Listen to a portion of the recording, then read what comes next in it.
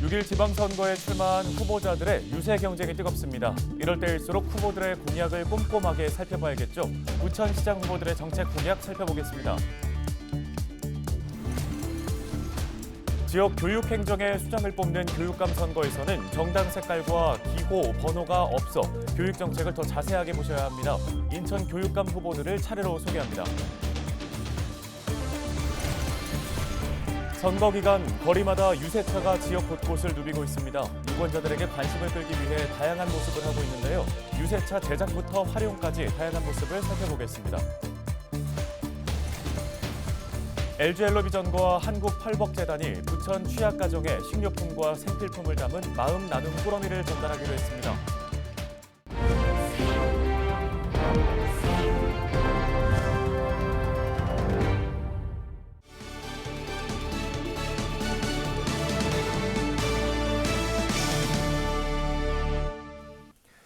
여러분 안녕하십니까? 헬로티비 뉴스 시작합니다.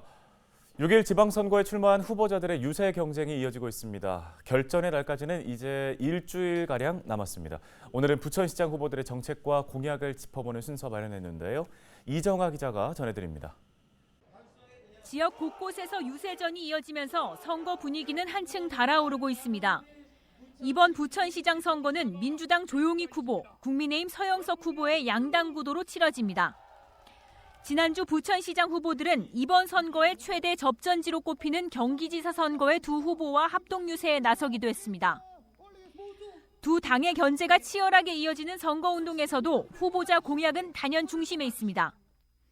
전 청와대 행정관 출신의 조용익 후보는 시민주권위원회 설치를 시작으로 일기 신도시와 원도심의 재정비 사업 추진, 신성장 동력산업 육성, 부천 지하철 시대 완성 등 5개 대표 공약을 제시했습니다.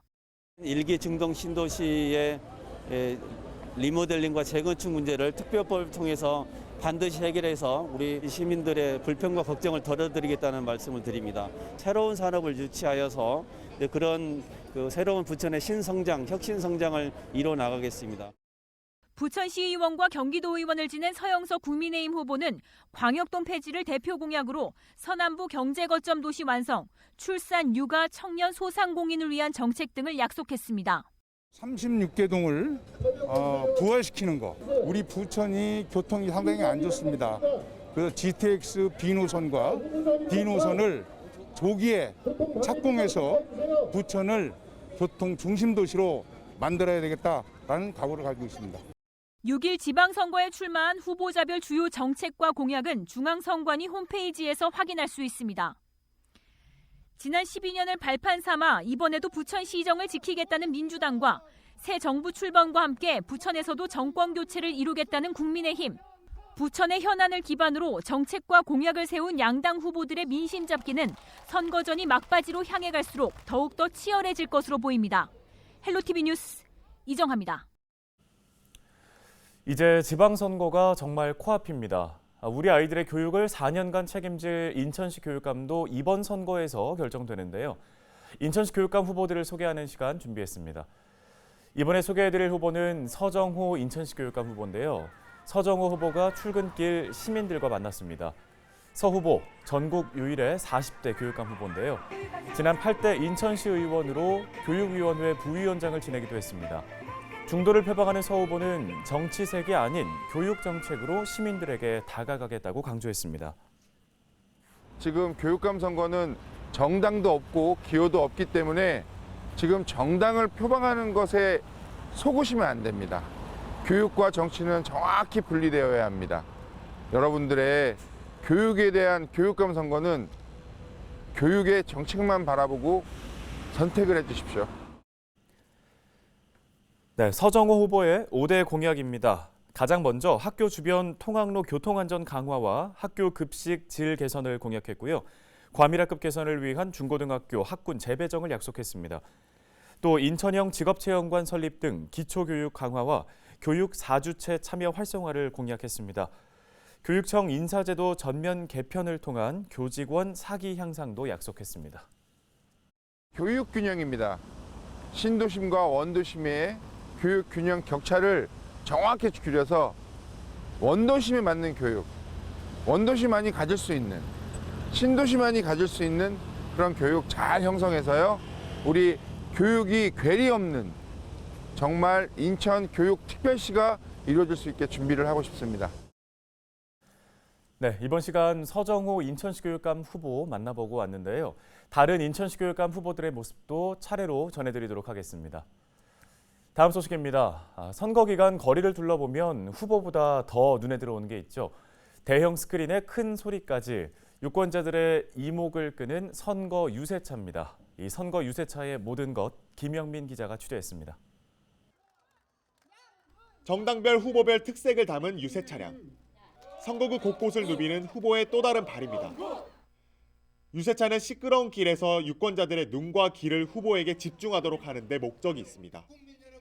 이걸 위해 제작 단계부터 차 곳곳에 많은 것들이 들어갑니다.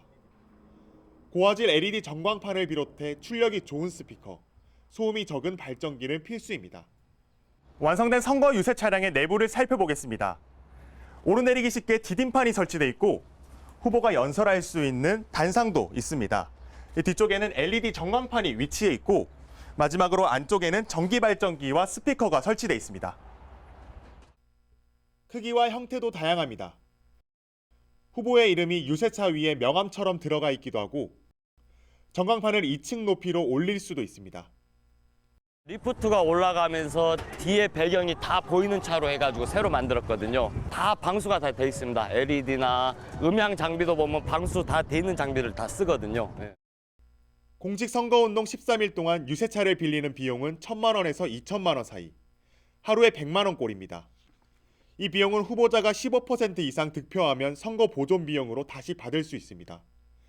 한편 유세차도 일반 차량처럼 도로교통법 적용을 받습니다. 다만 공직선거법에 따라 허가받은 유세차에서는 연설이나 대담이 가능합니다. 헬로티비 뉴스 김영민입니다. 비전 2022 지역의 희망을 LG엘로비전은 6월 1일 제8회 전국 동시지방선거 특집 개표 방송을 진행합니다. 우리 지역 단체장과 의원은 누가 될지 시시각각 개표 정보를 확인할 수 있는데요. 저녁 7시 20분부터 채널 25번 지역방송에서 보내드리는 개표 방송 많은 시청 부탁드립니다.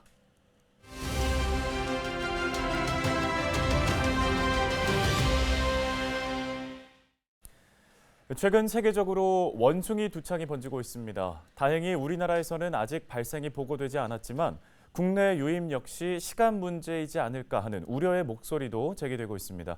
가톨릭대 의대 백순영 명예교수 전화 연결해서 관련 이야기 조금 더 들어보도록 하겠습니다.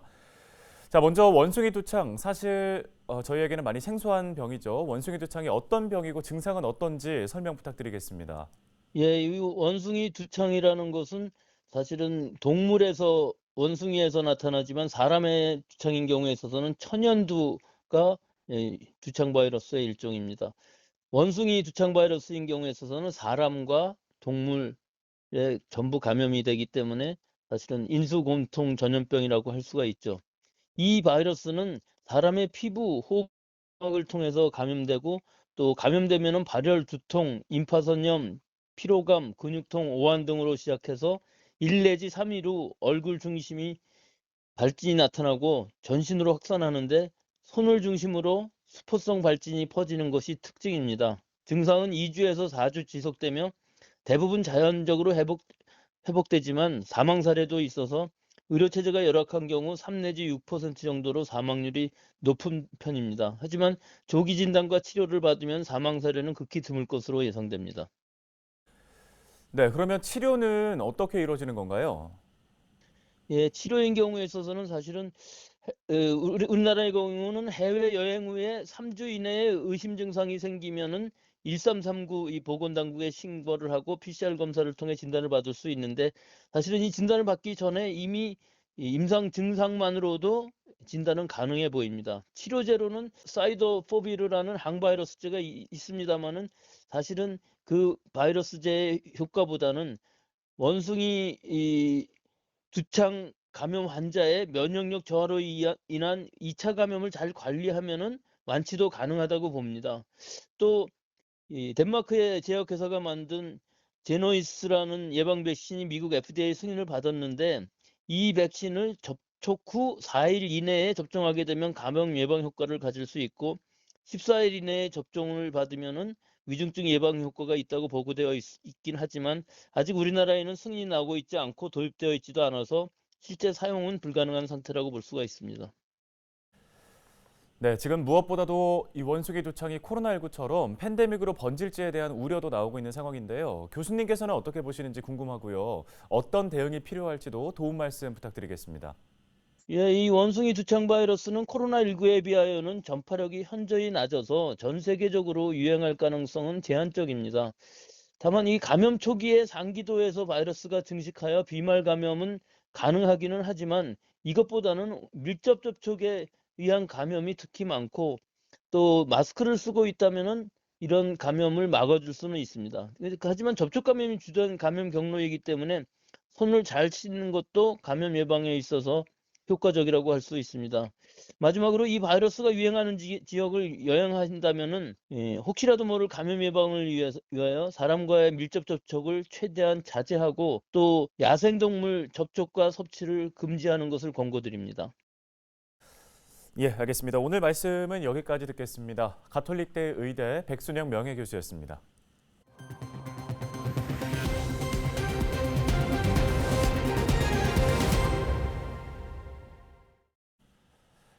가정의 달을 맞아 LG 헬로비전과 한국펄벅재단이 부천 취약가정에 지원 물품을 담은 마음 나눔 꾸러미를 전합니다. LG 헬로비전과 한국펄벅재단을 주축으로 부천동 행정복지센터와 원미시장 상인회 등은 25일 오전 식료품과 생필품을 담은 마음 나눔 꾸러미 70상자를 포장했습니다. 완성된 꾸러미는 각각 부천 다문화 가정 35세대와 홀몸노인 가정 35세대에 전달될 예정입니다. 특히 이번 물품 상자에 포함된 모든 상품은 원미 전통시장에서 구매해 지역 소상공인과의 상생의 의미를 더했습니다. 이번에 또 특별히 가정의 달이지 않습니까? 5월달. 그래서 LG 헬로비전에서 이런 플랜을 세워서 저희하고 이제 연결돼서 이런 좋은 계획을 했고요. 좀 신경을 많이 써서 물품을 고르는 것입니다. 그렇기 때문에 받으시는 그 어르신들이나 또 우리 받으시는 다문화 가정들이 정말 많이 기뻐해 주셨으면 좋겠고, 그러니까 물질 플러스 마음이 같이 가는 거다, 이렇게 생각해 주셨으면 감사하겠습니다.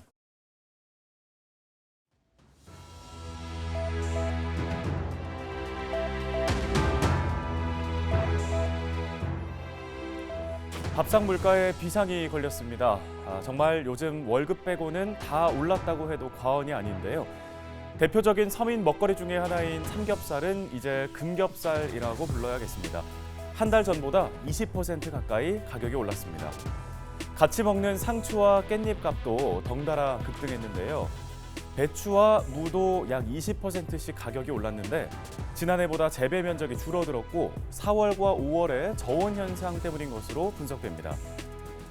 한국농촌경제원은 6월 봄배추가 출하되면 지금보다는 부담이 줄어들 것으로 내다봤습니다. 코로나19 거리두기 전면 해제에 외식 수요도 늘었고 또 러시아의 우크라이나 침공에 따른 국제 곡물 가격 상승으로 사료값이 급등하면서 물가가 전반적으로 올랐는데요. 이렇게 치솟는 장바구니 물가에 정부는 서민 부담을 완화하기 위한 대책을 찾고 있는데 물가를 잡으려고 금리를 올리면 대출 이자 부담 때문에 서민들의 고충은 더 커지게 되겠죠.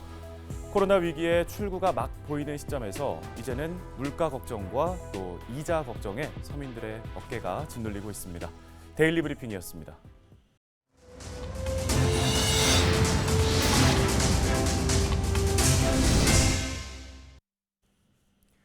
부천시가 오정군부대 도시개발사업부지의 보상 절차를 위해 진행한 징발 토지조사를 마무리하고 결과를 다음 달 7일까지 공개합니다.